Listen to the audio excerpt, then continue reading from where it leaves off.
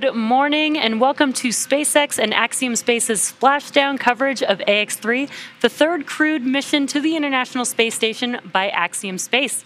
I'm Jesse Anderson, a manufacturing engineering manager here at SpaceX headquarters in Hawthorne, California. And I'm John Rackham, spacesuit ventilation lead for Axiom Space, based in Houston, Texas.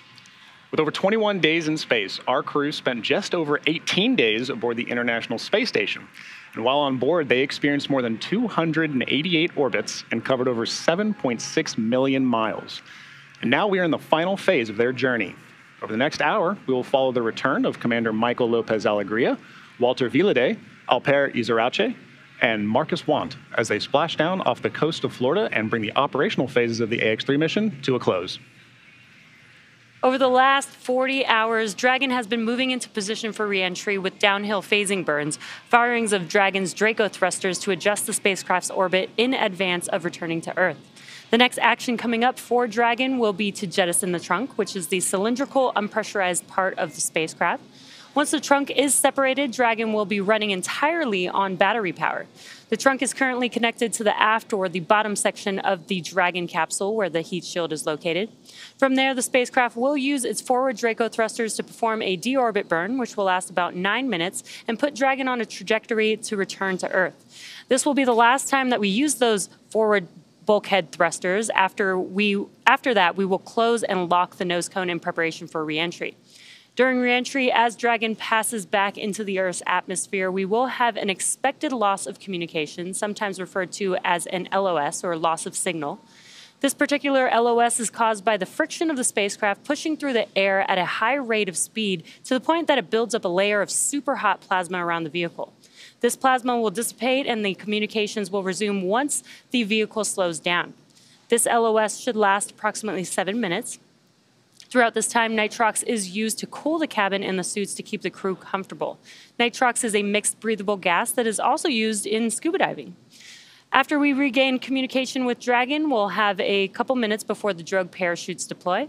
These are the two smaller parachutes that are designed to stabilize Dragon and begin to slow it down.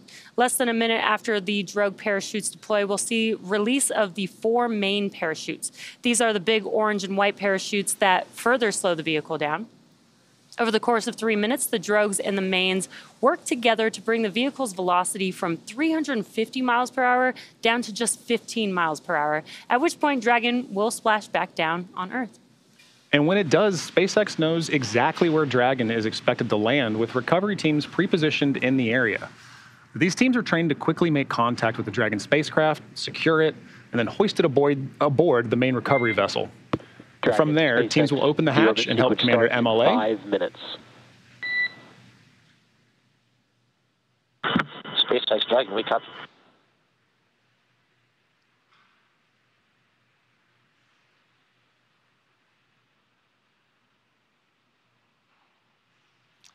And from there, teams will open the hatch and help Commander MLA, Walter, Alper, and Marcus out of Dragon Freedom. Well, the AX-3 mission has been remarkable from start to finish in a number of ways, and each of these missions iterate on the process of flying to and living on station. Each of these missions, each crew, help open that door to low Earth orbit just a little bit further. And this crew has certainly done just that, as they stayed very busy while on station. Yes, they have. So let's take a moment and properly introduce the crew. The commander of our mission, Michael Lopez Alegria, or MLA, is no stranger to human spaceflight. He is a dual citizen of the United States and Spain.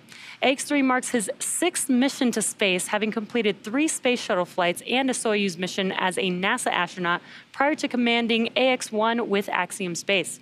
MLA holds the NASA record for both the total number of spacewalks and the cumulative amount of time conducting spacewalks. Today, when not in low Earth orbit, MLA serves as Axiom Space's chief astronaut. And from Italy, our pilot is Colonel Walter Vilade. This mission is his inaugural trip to low Earth orbit.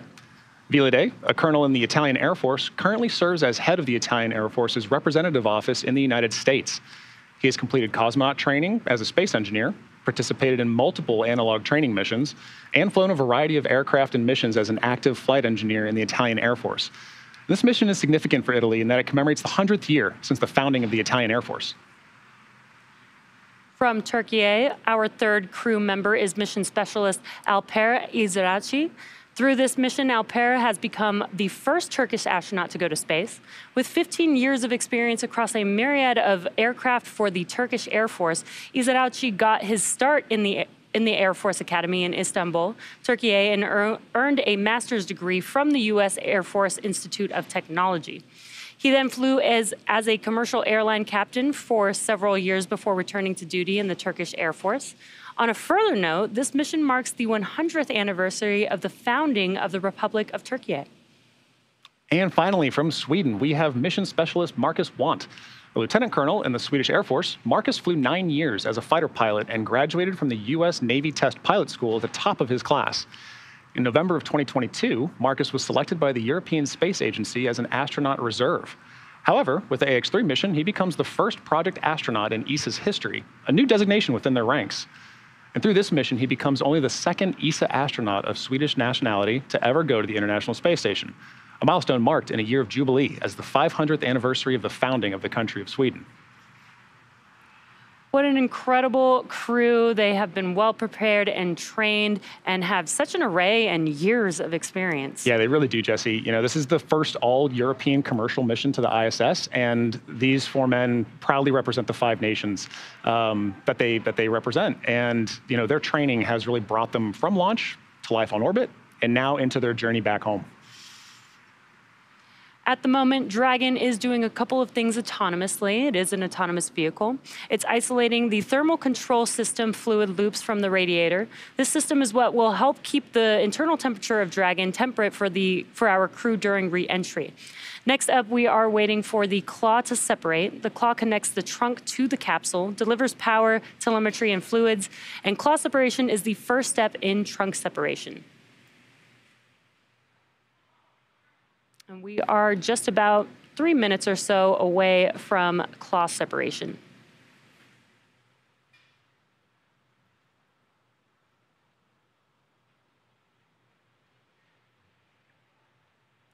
Now what you're seeing there on your screen is a view of Mission Control here in Hawthorne, California.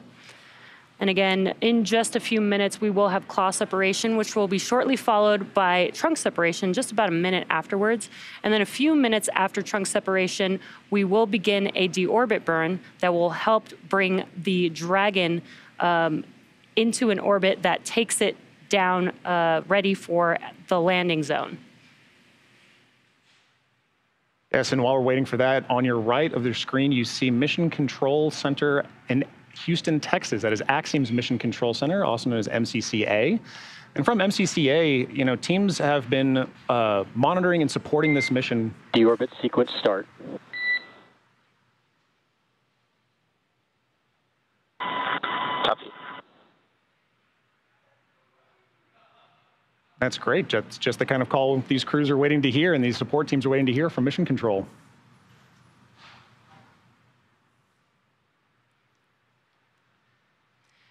Yeah, that call out just confirms that they are going to begin the deorbit sequence, and claw separation again is coming up here in just a couple of minutes. And about a minute after claw separation, we will also have trunk separation. That is the unpressurized section of the vehicle that will jettison from the Dragon capsule and expose the heat shield that will be used as the vehicle and the crew re-enter into the Earth's atmosphere.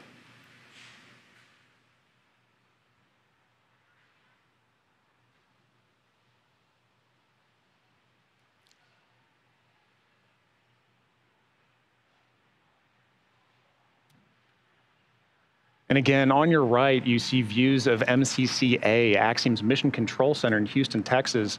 And really, this is kind of the hub of our operations for supporting the AX missions. So AX-3, throughout the course of their time from launch into orbit on ISS and now coming back home, has been supported 24/7 by this team of flight controllers. They support things from payload and stowage operations to payload support and integration, and just helping crew maintain and schedule their day. Yeah, it's awesome to see both teams working in tandem. Yeah. Help bring the AX-3 crew back home to Earth. And we should be coming up on claw separation here pretty shortly, so just waiting for that call out.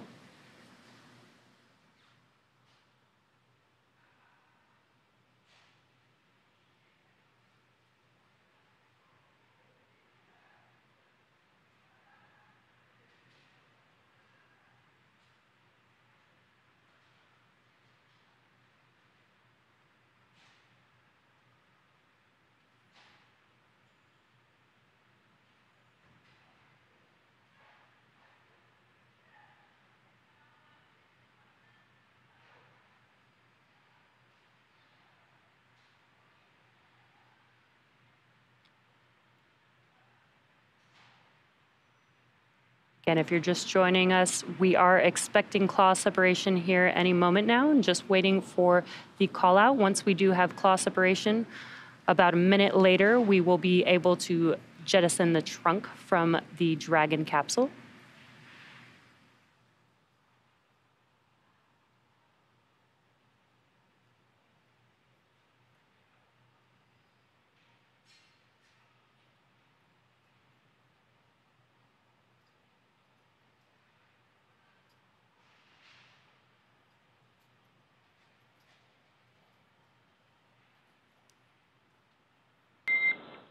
Nominal trunk jettison. Copy.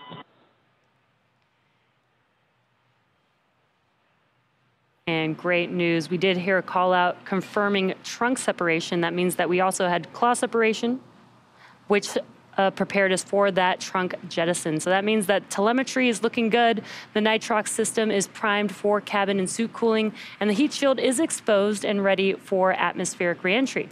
Up next is the deorbit burn. This is the last time that the forward Dracos, which are the 4 thrusters located on the top of the vehicle, will ignite. The deorbit burn will place Dragon on a precise trajectory to return to the splashdown zone off the coast of Daytona, Florida, and will last approximately 9 minutes. Yes, and while we're waiting for those calls, it's really kind of is starting the dynamic phase of what we're looking at for this return trip home. Yeah. It's a very active day. We saw both mission control centers here in Hawthorne and then also in Houston, really working towards all of that effort to bring them home. So it's starting this dynamic operations. It's working through the procedures today. They're ready for this type of operation, and really we're getting into a lot of excitement here today. Yeah, and you say dynamic. There's a lot of things that are going to happen very quickly. Each one of these milestones are only a few minutes apart, aside from the deorbit burn, which will last about 9 minutes, but it's like it's a event after event. So pretty exciting for the crew. I'm sure they're very excited to come home. They've been in space for about 21 days now. 23 flight days too. Yeah. I'm sure they will not miss the space views, but they're probably very, very excited to splash down back on Earth. I think they are, yeah. And we were talking about waiting for those calls today, it being very dynamic. Really, a lot of these dynamic phases are started by each of those calls, and the crews on ground, supporting off the coast of Florida, are all waiting for those calls to hear, so they know that we're on track for the right operations that are coming next. Exactly. And again, if you're just now joining us, we are just waiting for the deorbit burn to begin. That should be coming in just about a couple minutes. It will last about 9 minutes and will help reorient the Dragon capsule on a trajectory that will line it up in preparation for its landing. And splashdown is, just under a couple hours away from now. Yeah, we're looking forward to a good morning of activity as we press towards crew coming down, splashing down, and then at that point we're really ready to greet our crew home, and learn about their mission, learn more about their mission, and just really have them back on Earth. We're looking forward to it. Yeah, so let's talk a little bit about Dragon. It's about 27 feet tall. And you could see on your screen that the top portion is the capsule portion of the vehicle, and the bottom portion is the trunk section. That trunk section is the unpressurized portion of the vehicle, which we did just jettison a few moments ago. We no longer need the trunk there. You could see that the black portion of it, that is the solar arrays that provides power to the vehicle. But now that the vehicle is coming home, we are exposing, or have exposed, the heat shield, which is on the bottom of that capsule, and that helps protect the vehicle and the crew as it's re-entering back into the Earth's atmosphere. So very exciting, very awesome vehicle, keeping the crew safe and cool. Now that the trunk is separated, it's on its own internal battery power, so it is keeping the crew cool, even though there's nothing connected to it. That's what the solar arrays are there for. It's charged up those batteries, so now it has enough power to bring the vehicle and the crew back home. Right, and that, you know, that trunk for the, oh yeah, and there, actually speaking of Dragon, we can see crew comfortable in that live view on Dragon. Yeah, this is always a great view, seeing the crew inside of the capsule live as they are making their journey back home to Earth. And again, this is an autonomous vehicle, so really they get to enjoy the ride. They do have those display panels right in front of them so that they can monitor, you know, everything that's going on, each event that's happening. They're able to see and monitor those events there on that screen there that you're seeing. Right. But it is an autonomous vehicle, so most of this journey, I hope that they are relaxing a little bit. And I think they are, you know, Jesse. I think they're excited to get home. But you can see there, front and center, right? Commander Lopez Alegria and pilot Walter Villaday. You know, they have pretty critical roles still to play on their trip home. But like you said, being an autonomous vehicle, really, they are there to help ensure that the vehicle is doing what it needs to do on its way home. It's a great view there over their shoulders of the displays that they're looking at to monitor their progress home and make those call downs to ground like we talked about to ensure that we're in the right phases of dynamic operations and help ground crews synchronize on where they're at in their day on Dragon. Yeah, and we do expect that the deorbit burn has approximately started or should be starting here soon. We're just waiting for a call out there. Again, the deorbit burn will last about 9 minutes long. And just some really cool views of the crew. You know, speaking of the views we see there, Jesse, one thing I'm really happy to see is the number of patches that are on the inside of the Dragon. I think it's one of my favorite things that patches are a huge aspect of spaceflight. They signify what the mission was about, the crew that was involved, all of the significance of what that mission represented, and seeing AX-3 there now added to this Dragon capsule is pretty fantastic. It'll stay there. Being a reusable vehicle, it's going to keep staying there. Yeah, I love that they have started this tradition. So every crew that gets to fly in one of these Dragon capsules, they put the patch inside there. And it's just like a really cool thing to see as the number of patches begin to increase. And this is Dragon Freedom, and it has been reused a few times now. And we are in the middle of that deorbit burn that we have been mentioning. It is approximately 9 minutes long. And within the last 10 minutes, we've been able to jettison the trunk and, again, have initiated the orbit burn. Once it's time for our crew to splash down back on Earth, they'll be heading to one of 7 targeted sites supported by SpaceX. All of these sites are located off the coast of Florida, either in the Gulf of Mexico or the Atlantic Ocean. Spreading the supported sites across multiple locations helps to maximize the return opportunities for this mission in future crews, lowering the chance that we'll have to wave off due to bad weather. Since Dragon is capable of splashdown on either side of the Florida Panhandle, we have 2 identical and fully equipped recovery vessels ready to support, one in the Gulf of Mexico, which is Megan, and the other in the Atlantic Ocean, which is Shannon. Yes, and taking into account many different variables, including what landing sites have favorable weather, SpaceX teams have selected a primary landing site off the coast of Daytona, Florida, in the Atlantic for today's return. There are a number of weather-related items that play into splashdown and recovery operations. Some of the more obvious factors that impact operations are rain or chance of lightning in the recovery zone, both for the safety of crew inside the capsule and the recovery teams on the water.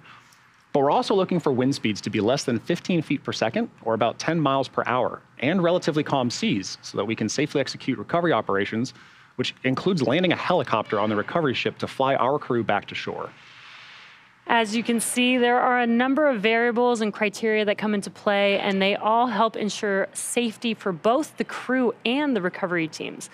But the weather conditions today are looking great for splashdown. For these operations, SpaceX closely coordinates with the United States Coast Guard to establish a safety zone to ensure public safety and for the safety of those involved in the recovery operations, as well as the crew on board the returning spacecraft. Multiple notices are issued to the mariners in advance and during recovery operations, and Coast Guard patrol boats are deployed to discourage boaters from entering the splashdown zones. That's right, and we want to stress to the public the need to respect this safety zone. Recovering a spacecraft from the water is a very hazardous operation, and any other boats interfering in the area not only increases the risk to the astronauts in the capsule and the teams working to recover them from the water, but also to themselves as well. So for the safety of the crew, as well as your own safety, we recommend you sit back and watch the teams who have trained extensively for this moment do what they need to do. And speaking of training, as you might imagine, astronaut training can be extensive. From training that is specific to each crew member's role to learning SpaceX protocols, ISS systems, and preparing for the science and outreach activities they conduct in space, private astronaut training is rigorous. For SpaceX-related efforts alone, the AX-3 crew spent about 35 days altogether training inside of Dragon. As we continue to await word on the deorbit burn, let's share some of the range of these efforts with you now. To prepare them for flight, our teams at SpaceX spent the last several months teaching the crew about orbital mechanics and how to live in microgravity. We also used our Dragon training capsules to run simulations of ascent, ISS rendezvous, and re-entry. The training program includes nearly 100 different lessons covering all aspects of the flight. The team also spent time at the launch pad in our suit-up room and working through emergency procedures that would be necessary in the unlikely event of a pad abort scenario. And beyond these efforts to get to and from station, this crew also spent months training for their time on orbit. So the crew spent an extensive amount of time in historic Building 9 at the Johnson Space Center, learning from certified instructors on all critical systems necessary to ensure a successful stay aboard the orbiting laboratory. The team even prepared for unlikely emergencies and learned how to provide first aid in a microgravity environment. Additionally, they learned how to prepare food and make selections in their meals, as well as learning how mission control operates to better ensure mission success during their flight. They also had a chance to familiarize themselves with the gear that will enable them to document their trip, their research, and help them connect with those back here on Earth during their outreach events. And ESA and JAXA also played a critical role in cruise training. Each module has its own nuances, so gaining insight into the specialties of their racks and modules is necessary, especially for this mission. Extensive training on station navigation, on-orbit familiarization, emergency response, and just repetition of walking through these processes and procedures helps the crew maximize every second they have during their flight, which they did. Simulating science research, operations, and even discussing how to sleep in space are all necessary lessons on the path to readiness. And now, you can't truly experience flying space until you fly into space, but some really unique tools have been developed to provide the closest experience possible.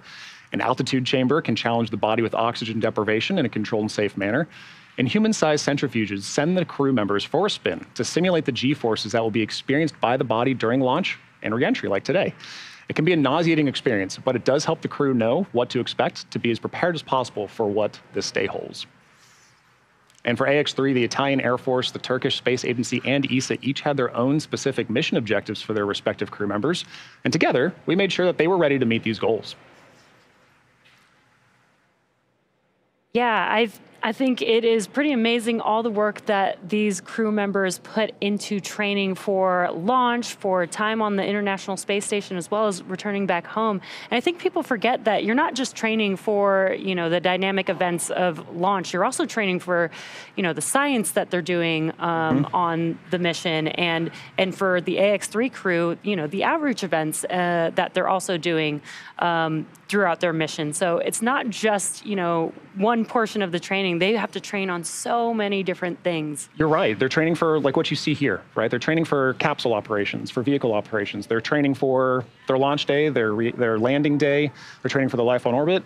What I love about it, though, too, is it's a whole network of training. It's not just crew. It's also all those ground teams that we saw that staff those control centers. Each one of those flight controllers goes through a certification process. They train for this moment and for this mission as well.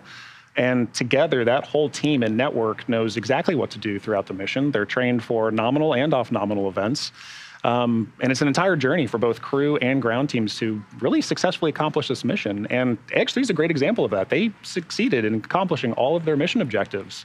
And this is a great culmination to that effort.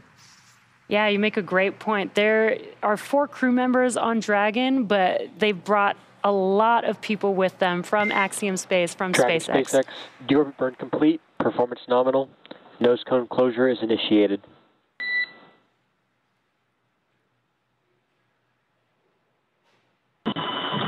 Copy all, SpaceX.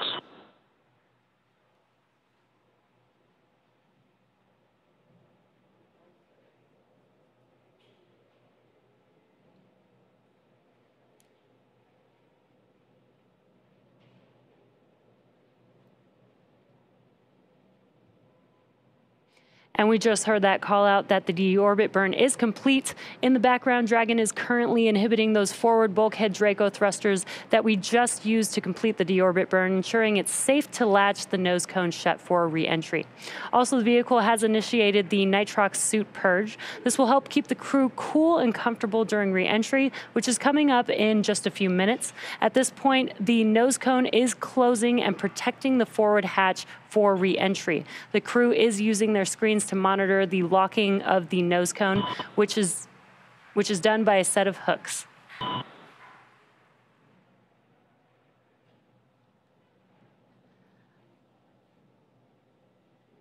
And the crew, again, as we mentioned, they use those displays to monitor what's going on, but the vehicle is fully autonomous. Again, they don't really need to do anything or control anything. The vehicle is flying itself and completed those deorbit burns by itself, and now the nose cone is beginning to close, which will protect that forward bulkhead. And we no longer need to use those Draco thrusters anymore, so that nose cone will help keep the capsule protected as it's re-entering back into the Earth's atmosphere.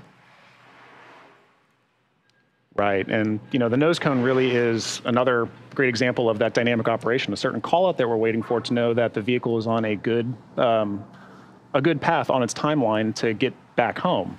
And at this point, we really are waiting for a bit more of those dynamic calls, all those teams on the ground that are expecting those calls, to kind of know where we're at in our timeline so that we are ready and positioned on the ground to retrieve crew. Yeah, exactly. And in the next about 20 minutes, we will have that expected loss of signal or that loss of communication that we mentioned earlier. That will be about a 7-minute period while the vehicle is performing atmospheric re-entry. Again, this is normal. This is the plasma building up around the Dragon capsule. The plasma around the vehicle gets to about 3,500 degrees Fahrenheit. So it's really, really hot. Yeah. And as we mentioned, that the Dragon capsule is now beginning to flow that nitrox into the cabin and into their suits. That is to help keep them cool throughout that very hot period of time that's coming up in about 20 minutes or so. Right, and Jesse, you keyed on a certain thing there that I think is really important to remember too. It's a nominal part of today's process, right? But it's a very critical aspect of it, a very important part. But like we talked about a few moments ago with training, it is an aspect of training to understand what a planned LOS is, and then to understand what do you do during that time. There's a lot of situational awareness that goes into when you're in a planned LOS like that, what are we doing to maintain awareness without that direct insight? And what are we looking for when we come back from that LOS or at AOS, acquisition of signal?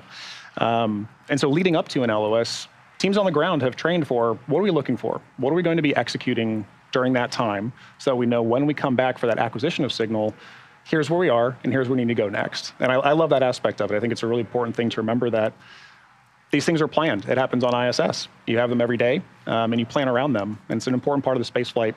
It's an important part of spaceflight, and specifically the journey home to remember. And we've confirmed that the deorbit burn has completed. And the nose cone has also officially closed. So as we begin the second half of entry, Dragon is now beginning to flush nitrox into the cabin and continue to top off the AX-3 crew's suits with cool air. Again, this is what will allow the cabin temperature to remain comfortable while external temperatures reach 3,500 degrees Fahrenheit. The heat shield is pointing forward, leading the capsule to the landing site. Crew Dragon's primary heat shield is comprised of Pica 3.0, which stands for Phenolic Impregnated Carbon Ablator. First generation Pica was first developed by NASA for studying and sampling comets with our solar system. SpaceX partnered with NASA to develop Pica X, which was the second generation product used on all Dragon 1 CRS missions that successfully resupplied the space station on 20 missions. Now, Pica 3.0 was developed specifically for use on Dragon 2 crew and cargo, with enhanced structural and thermal properties that optimized the heat shield and drove down cost and mass. The remainder of the Crew Dragon capsule is composed primarily of SpaceX proprietary ablative material. It's another class of thermal protection, which is lighter weight versus Pica and protects the underlying composite structure during reentry to ensure structural capabilities are maintained.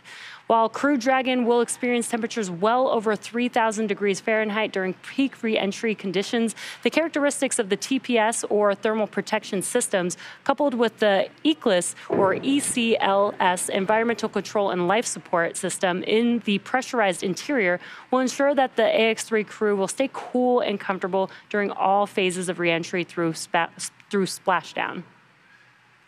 Now, missions like this are important, not just for the crew members who fly, but also for the host of scientists and engineers around the world who had an opportunity to have their research or their technology tested in microgravity.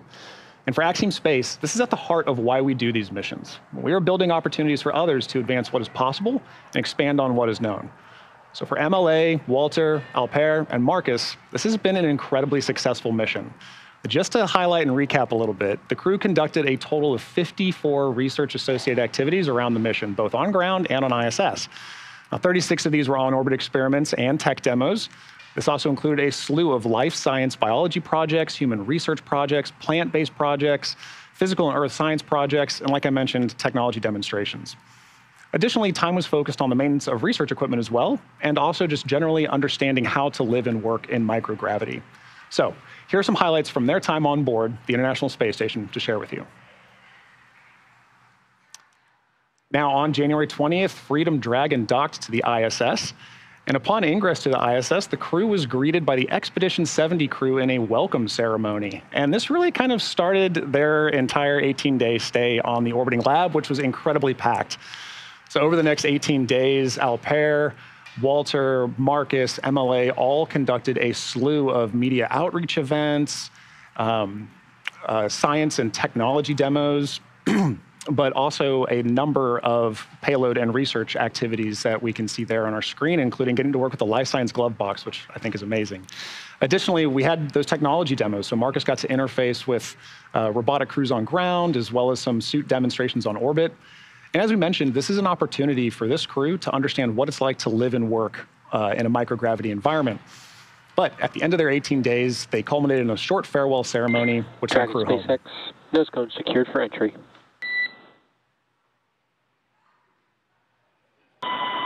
SpaceX Dragon, we copy.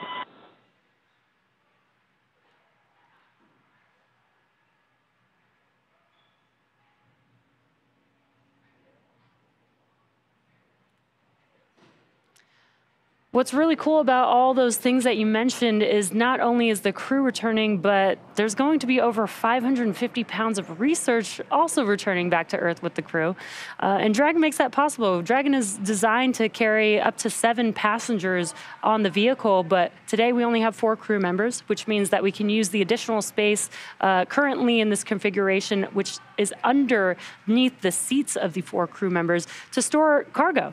So they're able to bring a lot of that cargo back with them, back down to Earth. That's fantastic. With all of the mission objectives that they accomplished, it's a significant number of science, a significant amount of science that they can bring back home with them. And so to check out more of that, be sure to check out axiomspace.com. Now, we've talked a good bit about what the crew accomplished on station, and we've highlighted some of the research that was returning from space on this Dragon, but we're also big proponents of the arts, right? So it's been very easy over time to make the connection between STEM and spaceflight, or science, technology, engineering, and math, and spaceflight. But over the last few years, we've been seeing a shift from STEM to STEAM.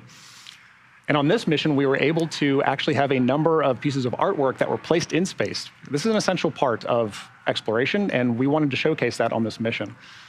So for this mission, we dedicated space for 7 pieces aboard Dragon. And this first piece here is X-Naught Space Seeker by Dr. Cyan Proctor. Now, she was the pilot on Inspiration 4 mission, and this is a metallic spray-painted canvas with a laser-etched X-knot hand-painted with golden glitter hues. The next piece is a photo by David Krugman titled 2 Seconds, Then Totality. This was taken of the 2018 solar eclipse in Greenbrier, Tennessee. Our third piece is titled Everything You Know and Care About by Amber Vittoria. And our fourth item is a photograph by Richard Zhang titled Infinity. Captured in Joshua Tree National Park, Zhang sought to create a tribute to the stars of the Milky Way that inspired him to dream beyond the limits of Earth. And then we have the soft plush doll Augustus from Mumbot's fictional world. As our sixth piece, we have a cut strip from one of Jack Kaido's earliest physical paintings. Kaido has titled this piece, Past Memories, 2015. And finally, we have Heart and Craft number 1 by artists Snowfro and Jordan Lyle.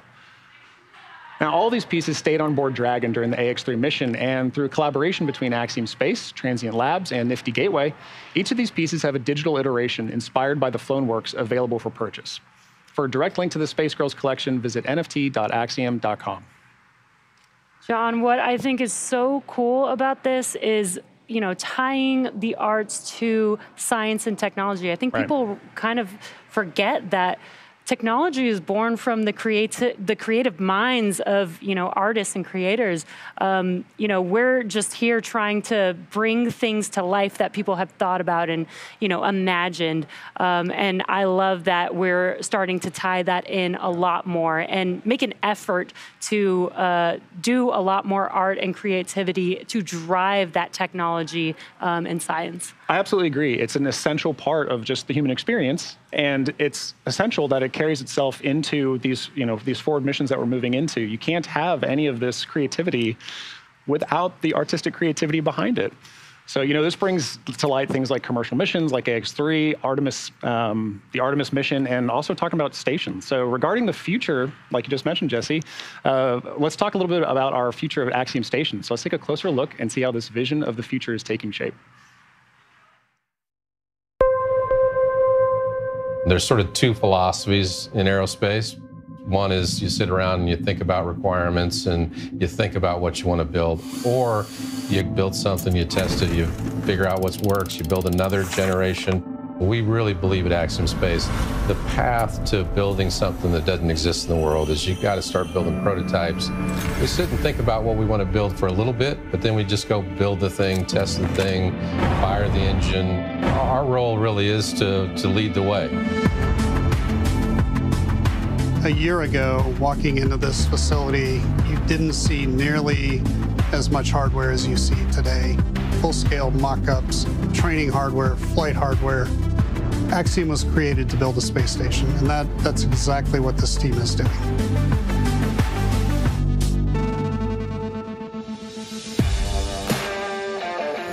We're still on target to launch our first module the end of 26. The pressure vessel is undergoing welding at Thales Alenia, our partner in Italy. There's some of the largest forgings in the world. There's only a couple places in Europe that could even forge some of the pieces. The pressure vessel will arrive in Houston, and then we'll do all the final outfitting at our spaceport facility. And in the 50-year history of human spaceflight in Houston, it will be the first human-rated spacecraft ever built in Houston. Our teams are building all the other things. The life support system, guidance and navigation, we're building our own propulsion system. Our philosophy is to keep as much engineering in-house as possible. It allows us to have long expertise over a long time because we want to be building modules and adding to our space station for years and years.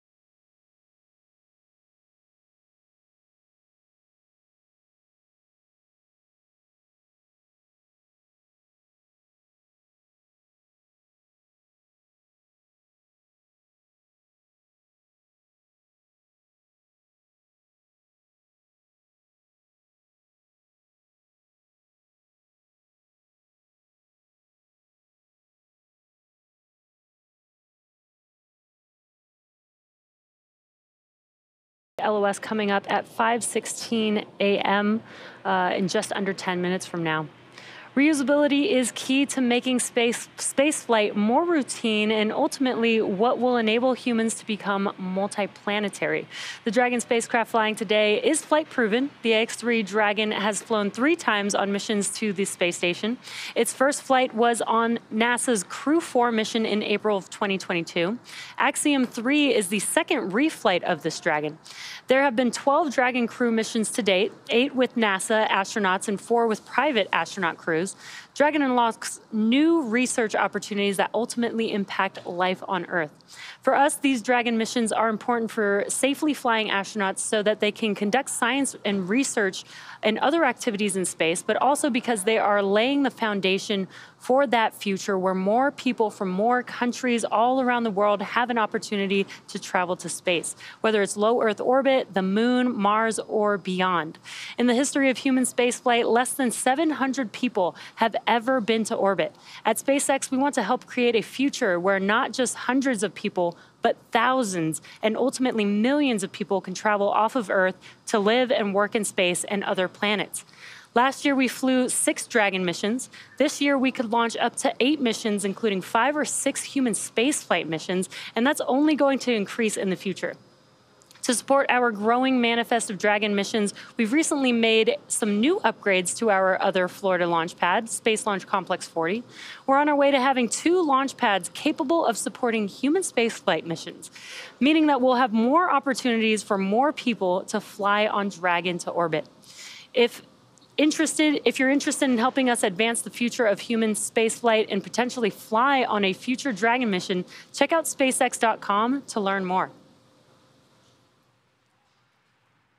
Now, we are just about 7 minutes away from LOS. That is the expected loss of signal or the communication signal that we will lose during re-entry.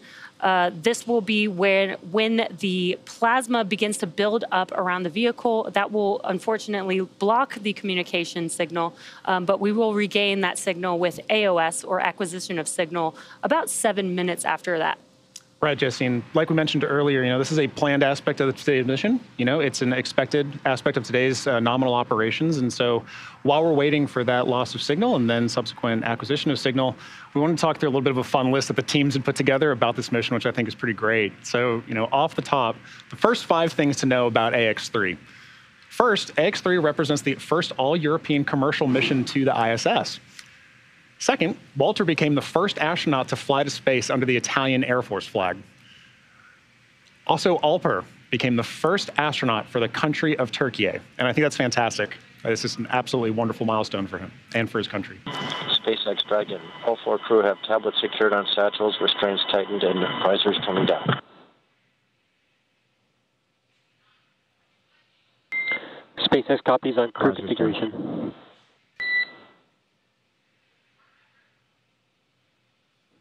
SpaceX copies.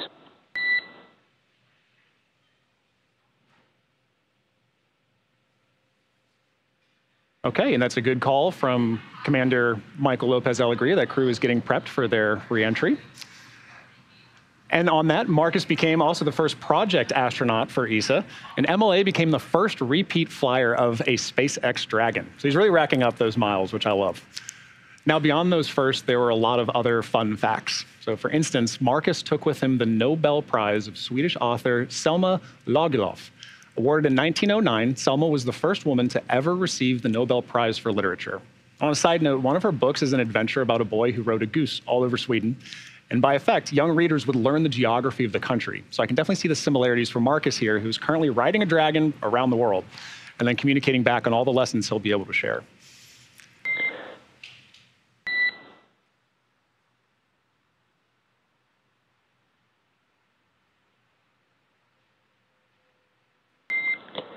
Dragon SpaceX, 5 minutes until predicted comm blackout. See you on the other side at 1323.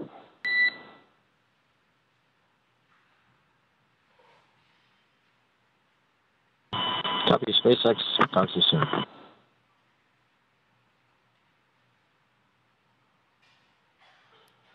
Okay, and there we also heard confirmation of an expected LOS time, followed by an expected AOS time of 5:23 Pacific Time AM. Continuing on with MLA, a highlight of his trip here was being able to speak with his alma mater, the U.S. Naval Academy, where he took questions from current midshipmen. And in just over 18 days, docked to the ISS, and an anticipated total mission duration of 23 flight days, this mission now holds the record for the longest Axiom space mission, eclipsing the previous record set by AX-1 in 2022. This crew also conducted a total of 28 interactive outreach and media events, including 9 events with students around the world. But beyond that, Alper had a conversation with the president of Turkey. Walter engaged with the Italian prime minister. Marcus spoke at the European Space Conference, and MLA spoke with Melissa Navia from Star Trek Strange New Worlds. Also, the AX-3 astronauts performed 56 different experiments, including studying metastatic breast cancer organoids for the Stanford Stem Cell Institute. And we were told the crew was able to see microgravity-induced changes in organoid growth versus how they grow on ground.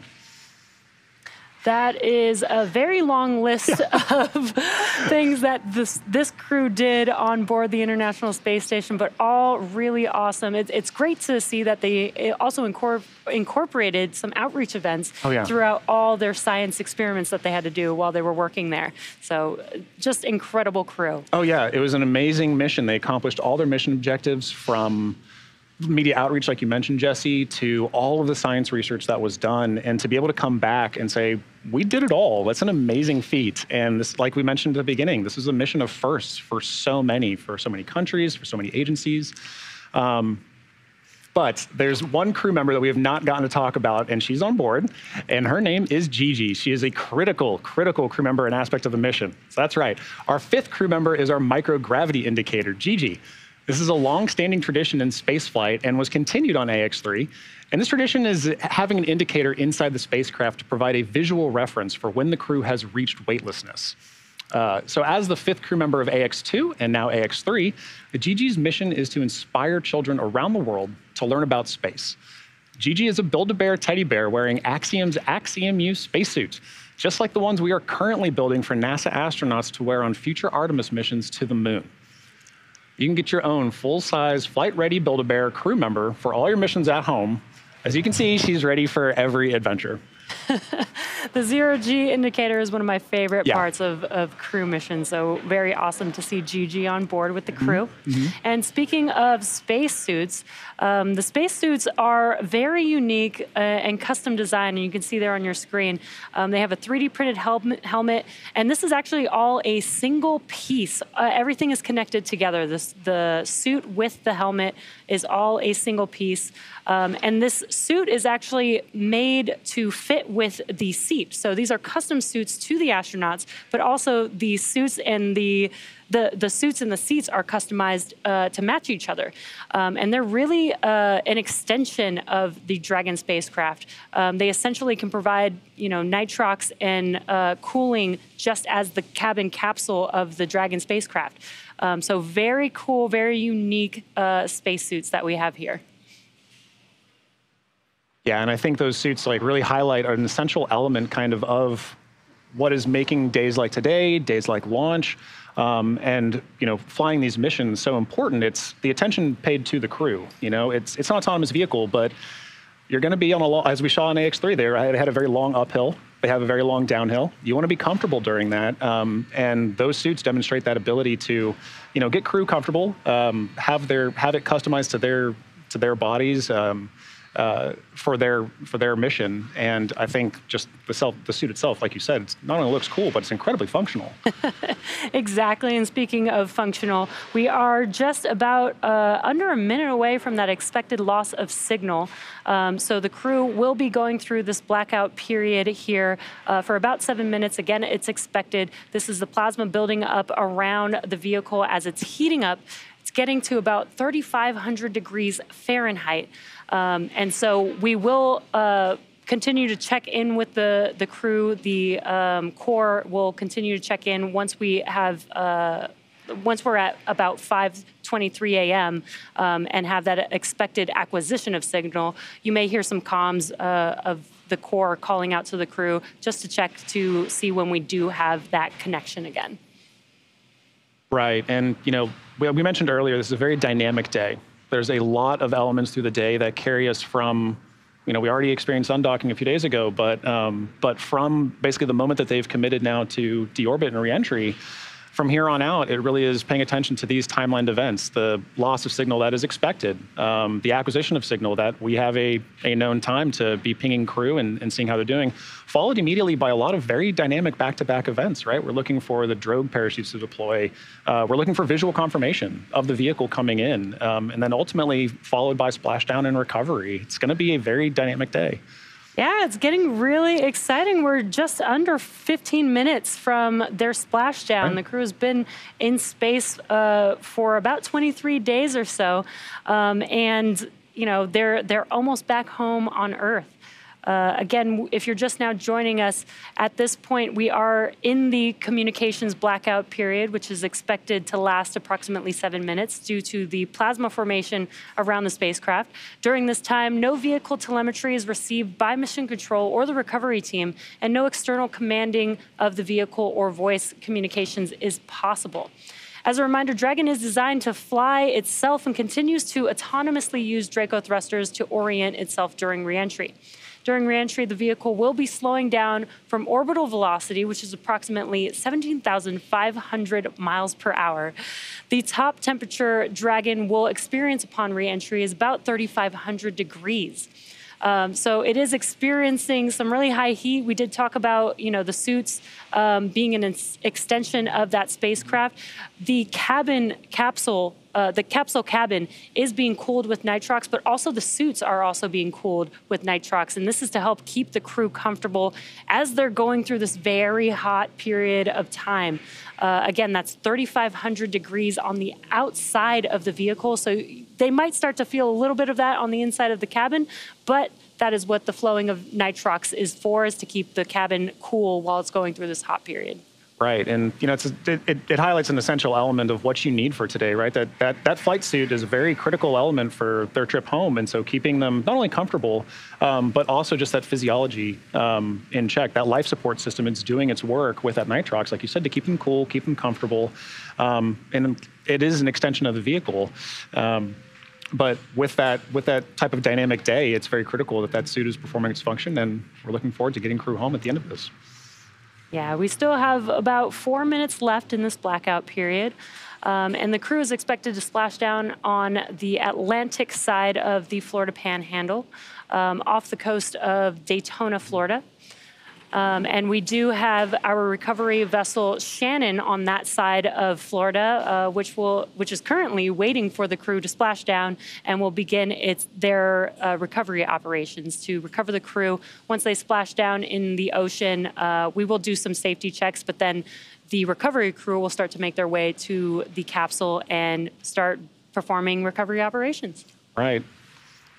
Yeah, and at this point, during this blackout, like we said, when we come to acquisition of signal, there's certain things that we're looking for, and one of those is definitely going to be a visual cue of that vehicle coming back in, followed by other visual cues like the drogue chutes deploying, and then followed by those main chutes. And I think that's a really cool system, but it's also very essential to get that crew going, or the vehicle moving from the speed that it's moving down to another comfortable phase. It's like a staged approach to get them to a comfortable landing so that Shannon can go and perform safe recovery and greeting operations.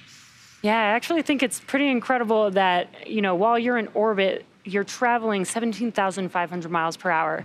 But throughout this 7-minute period of reentry, it is slowing down the vehicle so much down to 350 miles per hour. That is an extreme slow down in such a short period of time. Right. And then the drogue and the main parachutes also keep the vehicle safe. It helps slow the vehicle down even more so that the vehicle can touch down softly on the ocean. Right, and then once it does, those parachutes are jettisoned essentially, and those are going to be recovered by other vehicles. So again, as part of kind of the operations of what today is going to look like after splashdown, it's still going to be very dynamic. There's still going to be a lot of activity on the ground to ensure that we're safely approaching crew, that we're keeping them safe, but that also we are making as swift contact as we can to ensure that, now that they have traveled from 17,500 all the way down, coming back, and there you can see the recovery vessel, a live shot of that. we're going to see a bit more of that later today. And we are just about a minute away from the expected acquisition of signal. Again, we are currently in a blackout period. Once we reach the point of expected AOS, the Corps will begin to call out to the crew to establish communication once again. So we may start hearing those call outs here shortly. But again, still in the blackout period, but expected to come out of that in just about a minute.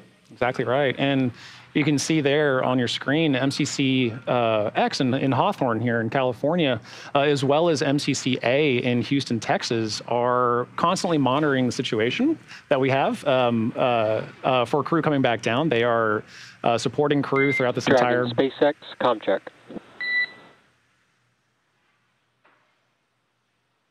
Loud and clear, SpaceX. Loud and clear as well. Expect automated chute deployment.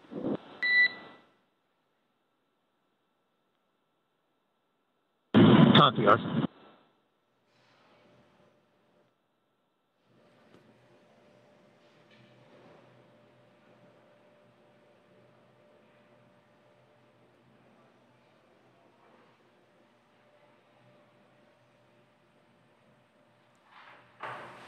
And we did hear that call out that we have confirmation of acquisition of signal, and you can see on your screen a live view of the AX-3 crew inside of Dragon Freedom.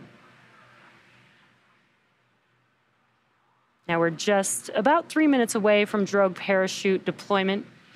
And there you can see a live view from the ground watching Dragon as it's making its way back down to Earth, which is a really awesome view there. Yeah, this is a beautiful example of exactly what we were just talking about during the loss of comms phase. Upon acquisition of signal, we are looking for good comm checks with the crew, which we got, and visual confirmation of the vehicle, which we got. Dragon SpaceX, GPS has converged. Expect nominal drogue deploy altitude. Copy, SpaceX.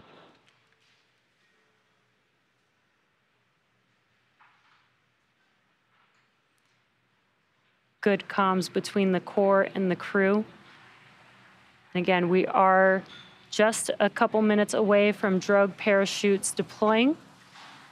And just under a minute after the drogue parachutes deploy,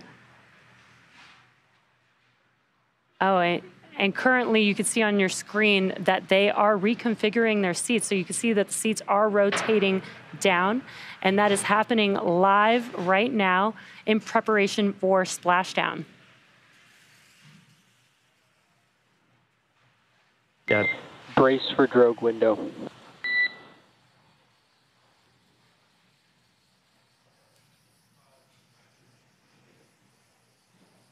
And looked like the seat rotation was completed, and now they are ready for those drogue parachutes to deploy.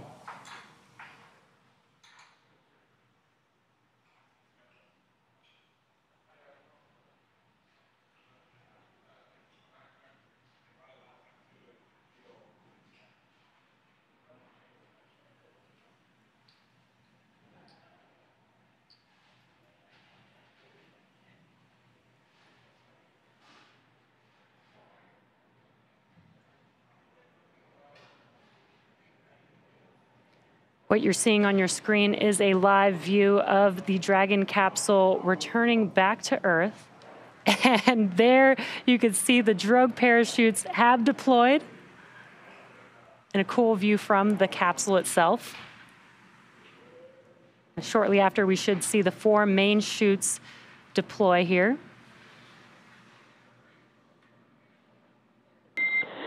Visual on 2 healthy drogues and descent rate nominal. And excellent call-outs there. We see the same, Arthur.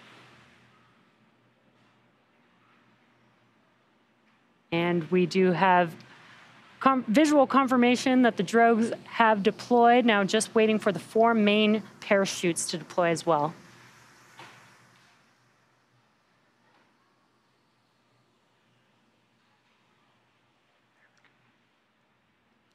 And there you can see on your screen, 4 mains have deployed. They will begin to slowly open up and help slow the vehicle down.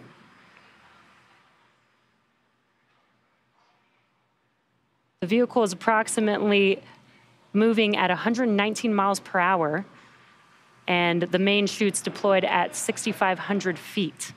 And there's an awesome view from the capsule itself, looking up at the four main Visual on chutes. 4 healthy mains and descent rate nominal.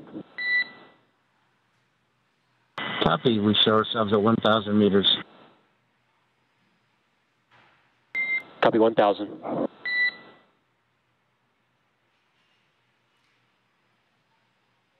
Got some good call-outs there. And just a few minutes away from the Axiom 3 crew splashing down back on Earth here.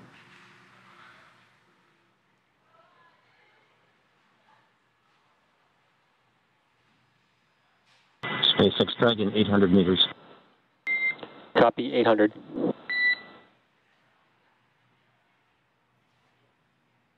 And what you're hearing is call-outs of the ground and the crew on board, monitoring the altitude of the vehicle and the crew as they're making their way back down to Earth.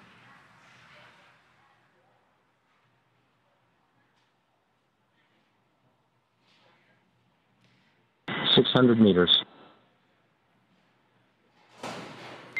600. Again, we're just a couple minutes away from splashdown. Landing in water is simpler, therefore more reliable than landing on land. And there you can see an awesome view. It's beautiful. The Dragon capsule, Dragon Freedom, carrying AX-3 as it's 400. slowly making its way to splashdown.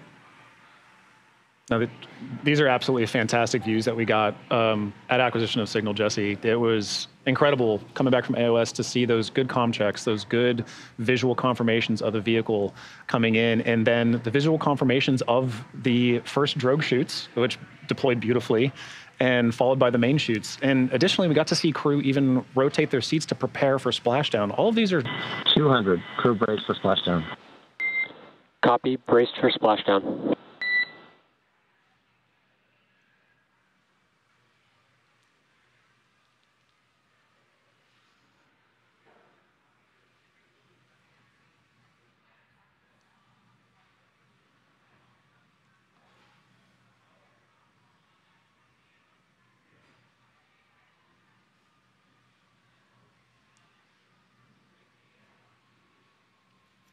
Splashdown.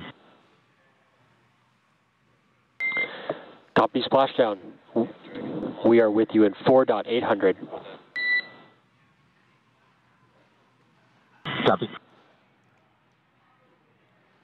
And an excellent sight to see. Welcome home, AX-3. Arthur, all the observations from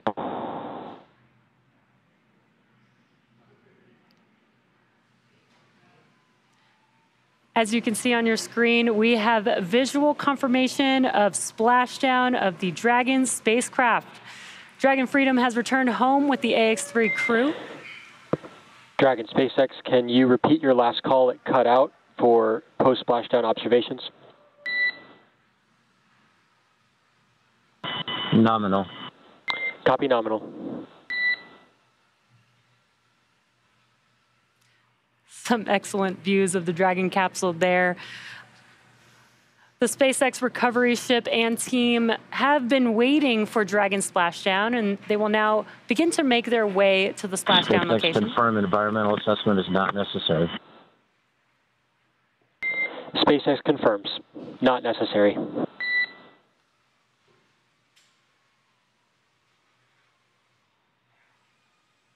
Some good comms there.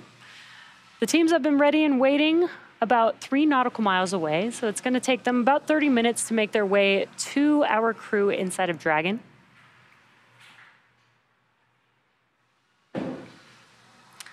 And once they do approach, they will do some quick safety checks to make sure that it is safe for the crew to egress the Dragon vehicle. Then they will begin to prepare the Dragon capsule to be lifted back on or onto the recovery ship, which they will then open the hatch and the crew can egress from the Dragon capsule.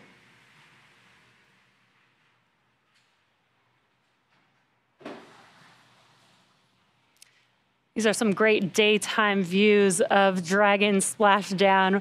AX-3 crew still inside of the Dragon capsule, waiting for their recovery vessel Shannon and recovery crew to come pick them up. Yeah, this has been an absolutely picture-perfect splashdown, and these views are really highlighting that. And it's not just beautiful, it's an essential tool for ensuring that we keep eyes on this Dragon, right? But you can't deny that being able to watch, get confirmation of parachute deploy, get visual confirmation of the vehicle coming in, and then seeing that landing, in addition to commander's calls down to crew, all painted a wonderful example of a lockstep splashdown day, and it's been absolutely fantastic. And you can see Dragon sitting there in the Atlantic with chutes deployed, and crew is comfortable and safe and healthy, and they are waiting now for Shannon to make first contact to begin the recovery operations. It can be, again, like we mentioned earlier, a lot of dynamic aspects over the next 30 minutes as crew makes their way, as ground crews make their way to Dragon, and then as they begin to prep Dragon for hoisting it into the vehicle. And you could also see in the background, the camera has now tilted away, but you could see Shannon and 2 fast boats making their way towards the Dragon capsule, the recovery team on their way to help the crew. Dragon SpaceX, SpaceX is go for recovery personnel to approach. Expect personnel alongside in approximately 1 minute. And on behalf of SpaceX, welcome home. Thanks for flying SpaceX.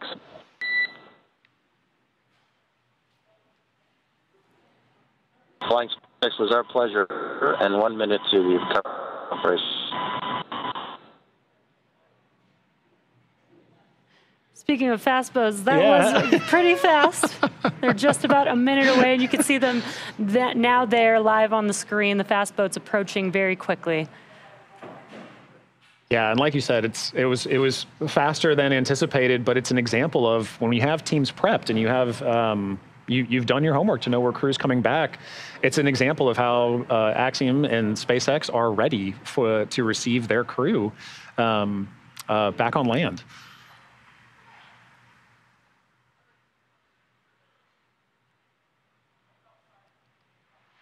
And you can see the recovery crew now getting close to approaching the Dragon Freedom spacecraft.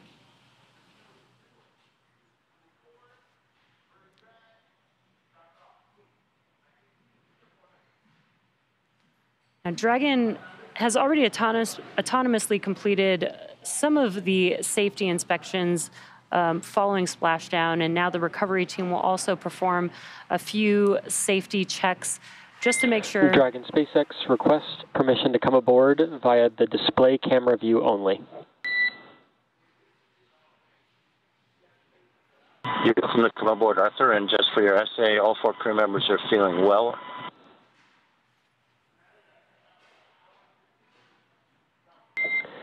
SpaceX copies. Great news. Sounds like we might get a view inside of the Dragon capsule at our crew. And there you can see the recovery team reaching out to Dragon. They will actually climb onto the Dragon capsule, perform some safety checks to make sure that it is safe for the vehicle, for the crew members inside of the vehicle to egress, and then begin operations to prepare the capsule to be lifted back onto the, not back onto the recovery ship, but onto the recovery vessel once the recovery vessel is there. Exactly right, Jesse. And with that call to the crew on Dragon, with a great live view there of inside the Dragon Freedom capsule, we heard MLA call that all 4 crew members are feeling good. They're feeling well, they're feeling healthy. So this is fantastic. That first fast boat made good initial contact, and like you mentioned, is ready to kind of press into the next phase of operations here as we pull that Dragon back into the recovery vessel. You can also see on your screen the second fast boat, which provides redundant support to the primary fast boat, which made initial contact. In addition to helping just keep that area secure, right? Redundancy is a key aspect of spaceflight operations, not only on ground and in orbit, but also during recovery.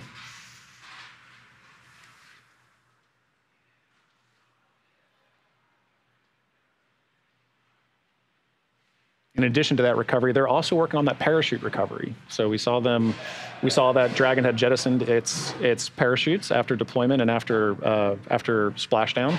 And this fast boat, as well as another jet ski, are helping to recover that parachute to, again, keep that area secure to not inhibit any operations that that are going to be underway while that primary fast boat's making contact and doing its work, but also while Shannon's coming up right behind them.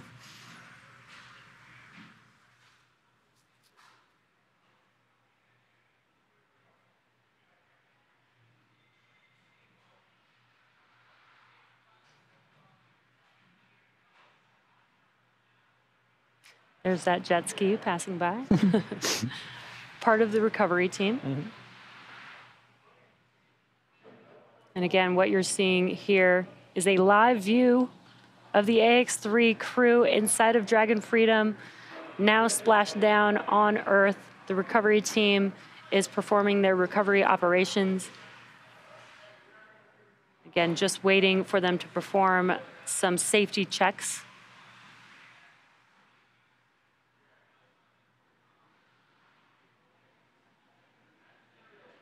We did get some good comms earlier that the crew is feeling good after splashdown. Mm-hmm. They had a pretty dynamic adventure this morning.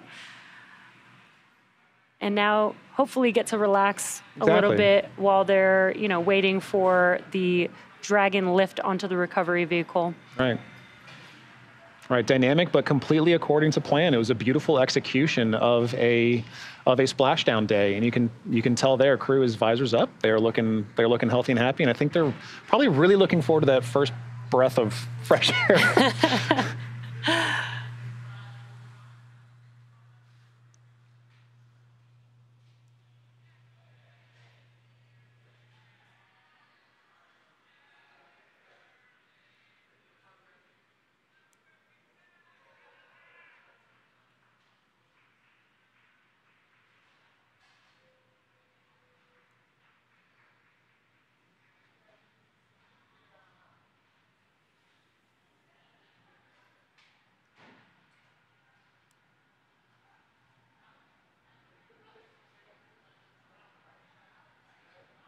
If you're just now joining us, the AX-3 crew has returned from space after being in space for about 21 days. They undocked from the International Space Station a couple of days ago and are now back on Earth. The recovery crew, again, performing their recovery operations. These are standard procedures. They're currently making sure that the vehicle is safe. Then we should see one of the crew members hop on board the Dragon capsule and begin operations to prepare the capsule for lifting onto the recovery vessel.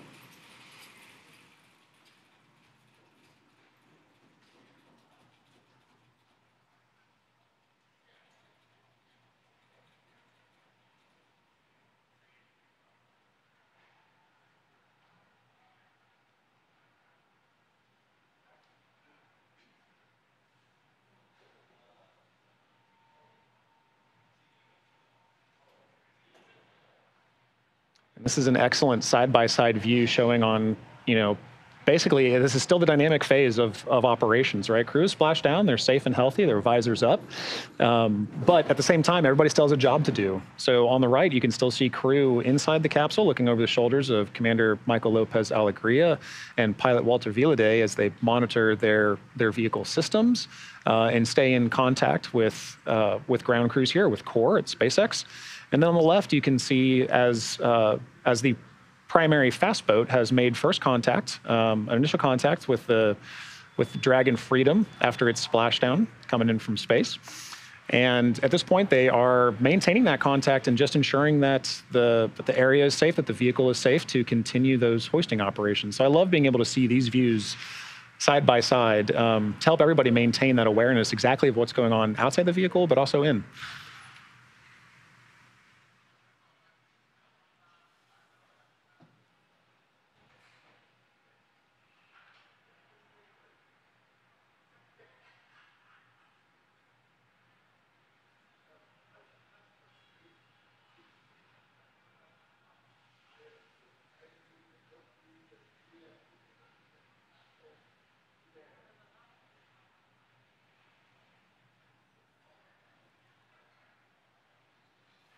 There you can see on your screen that the recovery crew member there is doing some checks, some ordnance and hypergol checks at the moment. Again, making sure that the vehicle is safe to approach. Then they can climb onto the capsule, begin rigging operations, and prepare the vehicle to be lifted onto the recovery vessel. Today is Shannon. Shannon is making its way to the recovery zone here. But these fast boats, and we did see a jet ski also with the crew, make their way a little bit faster and get the recovery process started sooner until the recovery vessel makes its way to the landing zone.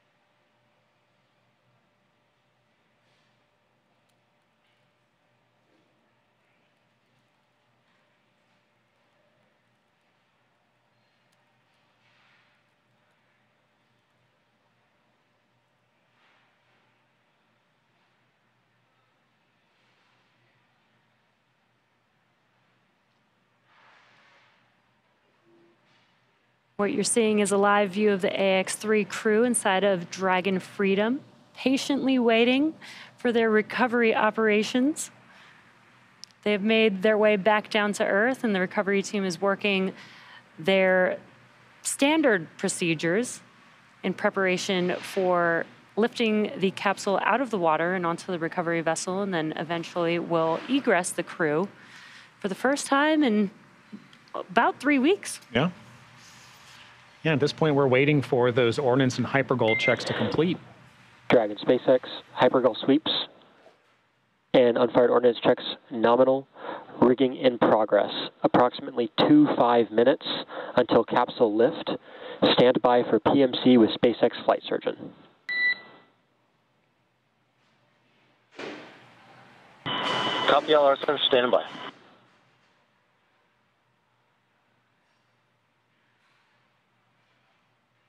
And almost on call. That was an excellent call from crew to Dragon, saying that the hypergol checks are complete and the ordnance checks are complete, and they all completed nominal. So with that, we were able to proceed to the next phase of the dynamic operations, which allows rigging to begin so that we can hoist Dragon Freedom into Shannon. And we also heard there that crew will be having their PMC or private medical conference with SpaceX. With SpaceX Medical, and just checking in on crew. But as we reported earlier, or as MLA reported earlier, this crew's feeling healthy and happy to be home. Their visors are up, they are monitoring their systems, and over the next 25 minutes, we should be able to get them on board.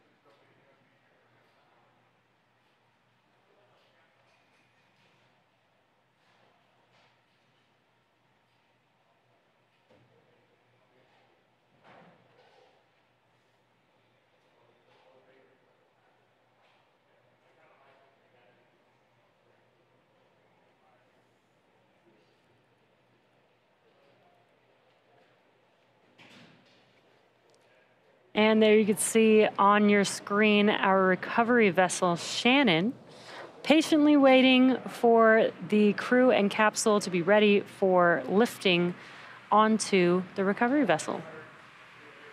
You can also see on Shannon, there is that landing pad there. That's because a helicopter is going to come and take the astronauts or the crew back to land. That's a much faster trip than, taking the recovery vessel all the way back to shore. So that's what that landing pad is for.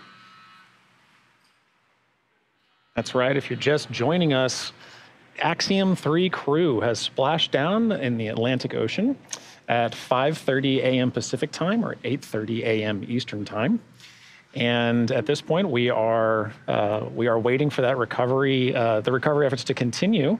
SpaceX team has made first contact with the Dragon Freedom capsule and crew. Crew reported all nominal health checks. They're feeling good and excited to be home. And at this point, we are waiting for those rigging operations to continue to get Dragon onto Shannon, that recovery vessel, so that they can have their final medical checks and get on that helicopter and get back home, get back to land. Yeah, I'm sure the crew's pretty excited to be back home. Pretty excited to take a breath of fresh air, as you mentioned. Exactly.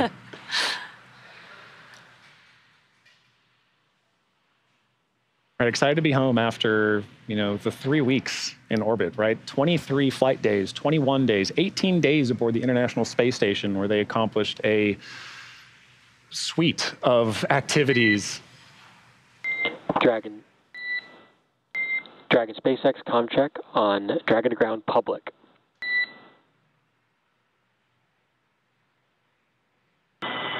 Clear.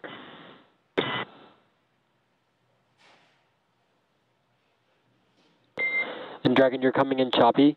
We have pretty ready comm right now, so we're going to take some steps to reconfigure Dragon communications before we step into the PMC.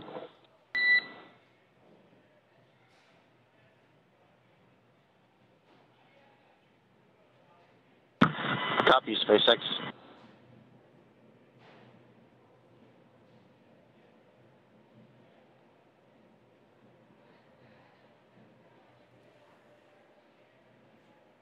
Some comms between the core, the crew, operations and resources engineer to the crew.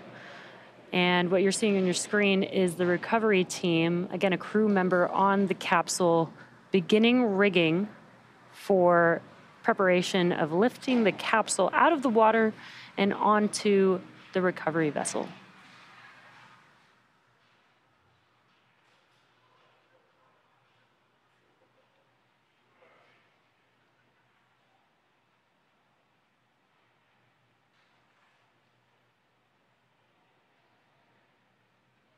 And this is really great that we had a daytime splashdown. We're getting some really excellent views of all of these operations happening.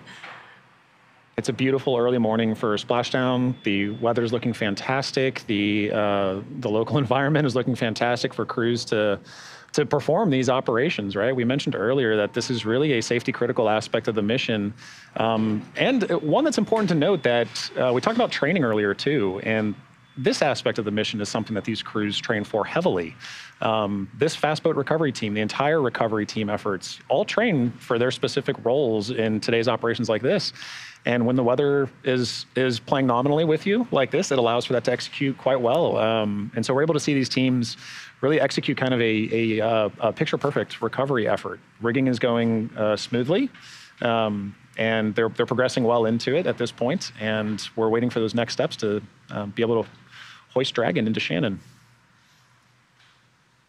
Yeah, you mentioned, training for these operations. Throughout this entire mission, everybody's following standard procedures. The crew has tablets inside of the capsule with them where they can follow, their procedures, basically their instructions. And the recovery team does the same thing. Yeah. They're following very standard procedures, going step by step, and making sure that they perform every step carefully and having verification of each one of those steps. So while it may look like they're just doing their work, they're actually, following very specific instructions. Exactly.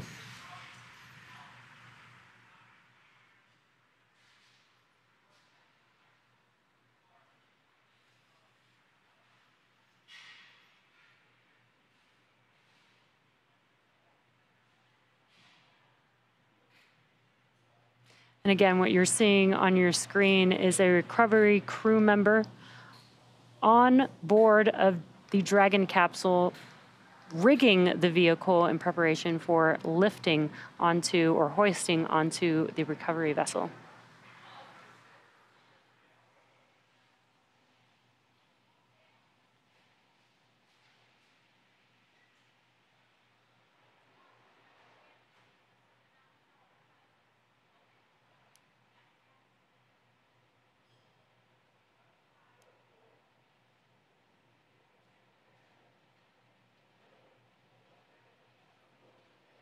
And honestly, the recovery team must be just as excited as the crew. They're going to be the first people Oh, you're absolutely right. that they get to see You're absolutely right. when they egress the Dragon capsule. So this is a really special, you know, I'm sure the recovery crew, you know, probably really enjoys their job. Oh, yeah. Yeah.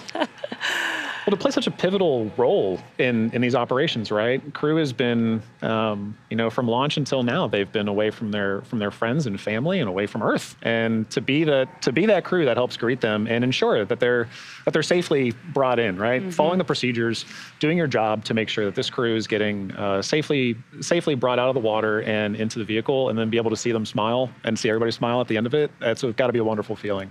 Yeah, I can't even imagine how exciting that must be.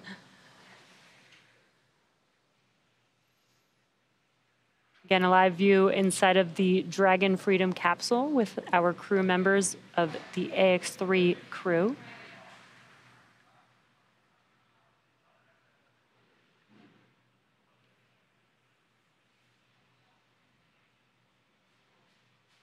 And there's a view of the recovery vessel. That is where the Dragon will be lifted out of the water and will sit in that little nest that you see there, that ring on the vessel. I think it's a perfect name for holding a dragon. I think that was intentional, yeah. Right? Yeah. Definitely. But right, it's a great view that kind of, you know, to me signifies what Shannon's role in this operation is, right? Right now it's sitting and waiting while making approach, while the primary contact team is ensuring that that rigging is, you know, executed properly, but then also verified and checked, as you mentioned, part of the procedures prior to performing the hoist operation to get Dragon into its comfortable nest. And at that point, we have additional crew members, like you said, that we're going to be very excited to get this Dragon on board. But it takes time, and we've got to go a little slow, because slow is smooth, and then smooth is fast, and that allows us to get crew on board. Yeah, and once Dragon is in that nest, we saw that it was near the end of the ship. It will actually slide forward to position itself next to a platform, which will be level with the hatch. So when they open the hatch, the astronauts can egress comfortably out of the Dragon capsule there. Excellent service. And that is a beautiful shot if you're just tuning in to see Shannon, the recovery vessel, SpaceX's recovery vessel in the Atlantic, ready to meet and greet and hoist the AX-3 crew upon their splashdown today off the coast of Florida.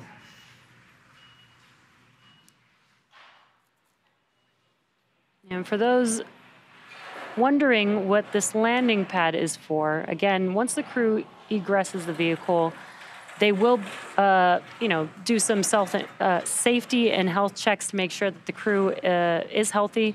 But then they'll board a helicopter that's going to land on that landing pad that will take them back to land pretty quickly. So they've got some great service, as you mentioned.